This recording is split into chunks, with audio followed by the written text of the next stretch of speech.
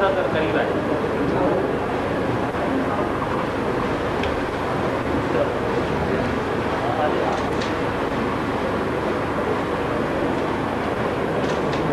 سرکار حضرت کو سائڈ میں رہیے گا.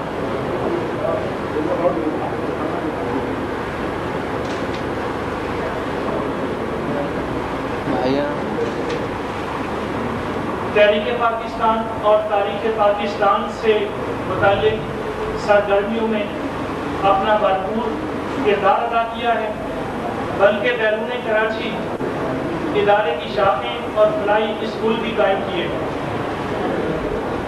علاوہ ازیں ادارے کا ایک اور کام کتابوں کی اشاعت بھی ہے. اس سلسلہ میں ہرا فاؤنڈیشن اب تک تقریباً 20 کتابیں قارئین کی نظر کر چکی ہے، جن میں سے کچھ کتابوں کا اشتعال آپ دیکھ رہے ہوں گے، اور صاحبان ذوق کی خوش قسمتی کے وہ 50% رعایت پر پیش کی جا رہی ہے. آسمان ادب پر بہت سے ستارے جلملاتے ہیں، ان میں سے کچھ ہماری نظروں میں آ جاتے ہیں اور ان کو ہم کوئی نہ کوئی نام دے دیتے ہیں، اور کچھ ایسے ہوتے ہیں جو نظروں سے اوجھل رہ جاتے ہیں اور وہ گمنام کہلاتے ہیں.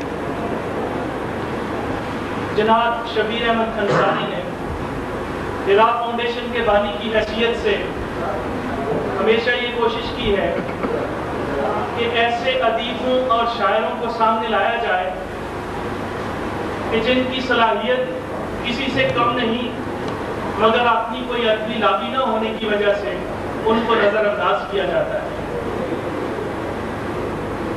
اس لیے کہ فنکار کے لیے توجہ اتنی ہی ضروری ہوتی ہے جتنی پودوں کے لیے روشنی، اور یہ روشنی اگر ہرا سے حاصل کی جائے تو اپنے ساغر میں اپنا ساغر خم خانہ حجاز کے علاوہ کہیں کا منت کشے احسان نہیں رہتا.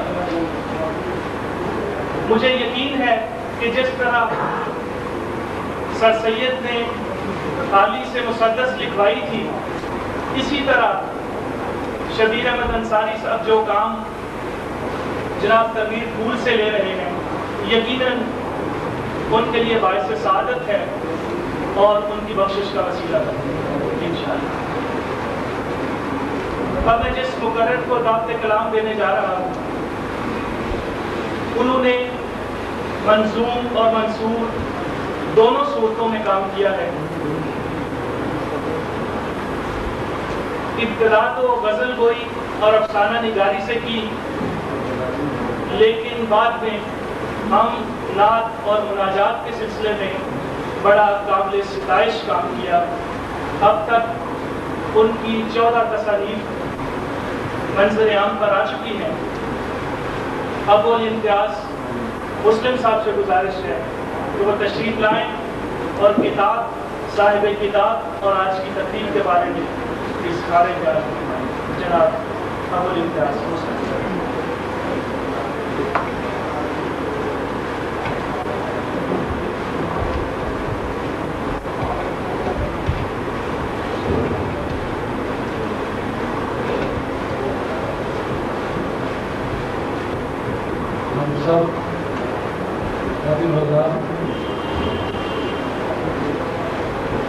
تحریک پاکستان اور قیام جمہوریت اسلامیہ پاکستان کا انتخاب یہ ہے جس کے بارے میں ابھی ناظم صاحب نے بھی وضاحت فرمایا کہ دنیا میں تعارف کی عملداری اور ہر طرف سے آزادی اظہار یا انسانی حقوق کی آڑ میں میڈیا، سیکولرزم اور مادر کی آزادی کی برقرار کے باوجود ملت اسلامیہ ذوق بذوق اپنے مرکز حقیقی یعنی حق کی طرف لوٹ رہی ہے.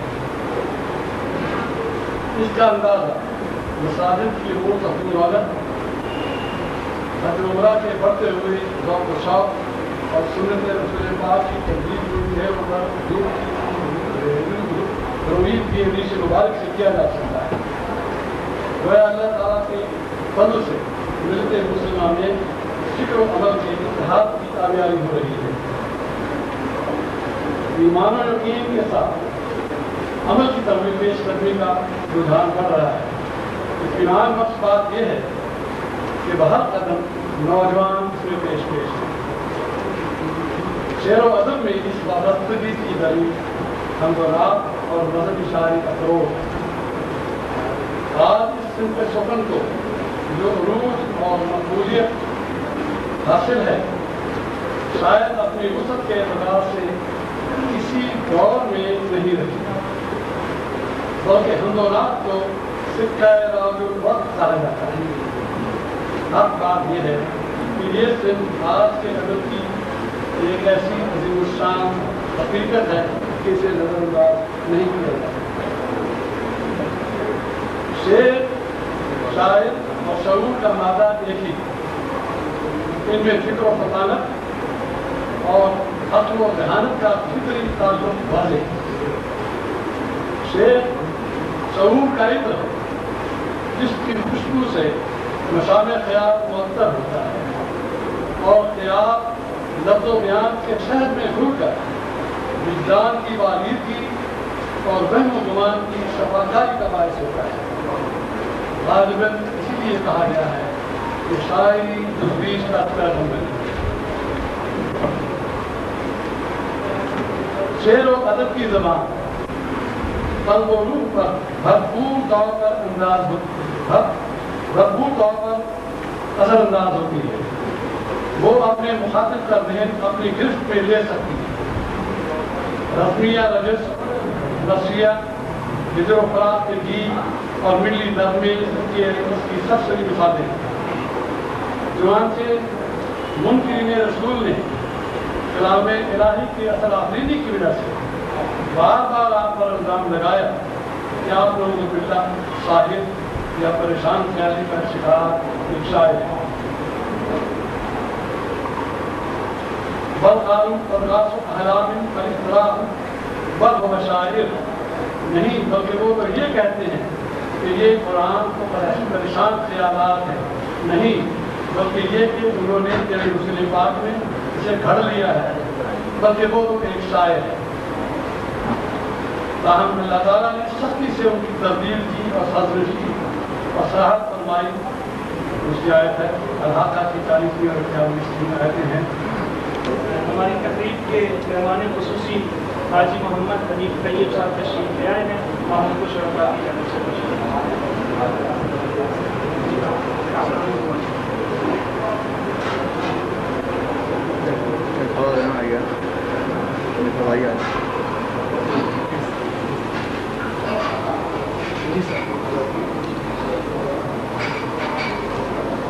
ہم نے آپ کو شعر و شاعری نہیں سکھلائی اور نہ ہی وہ آپ کی شاعر شان ہے۔ یہ قرآن تو ایک نصیحت اور حقائق و معارف سے لبریز کھلی ہوئی آسمانی کتاب ہے، یعنی آپ کے مرتبہ نبوت کو شاعری یا تخلیقی مضمون آفرینی یا خیال بندی سے کوئی واسطہ نہیں۔ آپ تو حق اور حقیقت کے علمبردار ہیں۔ واضح ہے کہ شعر یہاں اپنے معروف و متعارف معنی یعنی کلام موضوع کو مقفع کا مرادف نہیں، بلکہ اس سے مراد و خاص نفسیاتی کیفیت، جھوٹی خیال آرائیاں اور حقیقت و واقعیت سے آری منصوبہ بندیاں ہیں جن کا شکار شعراء ہو جاتے ہیں۔ اور اگر یہ منبع اس سے ہٹ کر ہے تو پھر یہ وعید باری تعالیٰ کے مطابق باعث ملامت و ندامت ہے۔ دونوں طرح سے اس کی اہمیت اتنی واضح ہے کہ اللہ تعالیٰ نے قرآن میں جگہ جگہ شعراء کا تذکرہ مناسب کر دیا۔ اب مندرجہ بالا آیات کے علاوہ دوسری جگہ فرمایا وہ ایک دائر ضرور کرنے کے ساتھ سورہ شعراء میں آیات 224 سے لے کر 227 سے لے کر ترجمہ پیش کرتا ہوں۔ اچھا تو میں تم کو بتاؤں کہ شیطان فاسد خیالات کے حجروں کے ساتھ کس پر نازل ہوا کرتے ہیں۔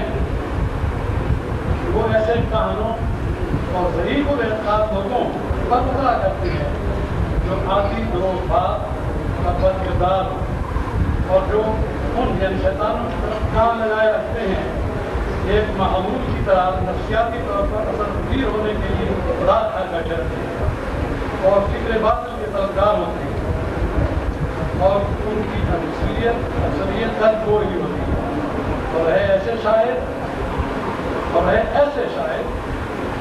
اسی راہ پر گامزن ہوں تو ان کی پیروی بھی بردار لوگ بھی کرتے ہیں۔ کیا تم نہیں جانتا کہ وہ شاید ہر میدان میں خیالی مضامین کی پیراست میں حیران و سرگردان رہتے ہیں اور محض تخیل رسمی میں مگن رہتے ہیں اور ایسی بات کہتے ہیں جس پر خود عامل نہیں ہوتے۔ لیکن ایک استثناء ہے بہت بڑا، جس کے لیے میں نے یہ سارا دوبارہ سوائے ان کے جو لوگ ایمان لائے اور انہوں نے نیک عمل کیے اور کثرت سے اللہ کا ذکر کیا، تحریر اور حق و صداقت کی شاعری کی اور بعد اس کے ان پر ظلم ہو چکا اس کا بدلہ بھی لیا، گویا وہ صاحب سر ہونے کے علاوہ صاحب سیر اور میدان عمل کی شہسوار بھی ہوتے۔ ان آیات کریمہ سے واضح ہے اللہ تعالیٰ بے مقصد خیال آفری، فضول پرواز یالا گوئی اور عمل سے خالی بے مقصد تحریر و تقریر کو پسند نہیں کرتا، اور وہ شاعروں سے جنہیں اس نے لفظ و بیان سے بطور خاص نوازا اچھی راہ اور تعمیری بات کی سوچ کو رکھتا ہے، اور یہ کہ وہ جو کہتے ہیں اس پر عامل بھی ہوں۔ یہ اعلامیہ ہے کہ شعراء فکری رہنمائی مہیا کرنے کی صلاحیت رکھتے ہیں، لیکن ان میں سے صرف وہی اس کے اہل ہیں جو صراط مستقیم کے راہ اور اس کے عمل کے عامل ہیں اور جن کی سمت فکر درست۔ بس میں وہی میں اس امتیاز شعراء کو سجدہ شکر پہ ڈالا کر آ جائیں بھائی ادھر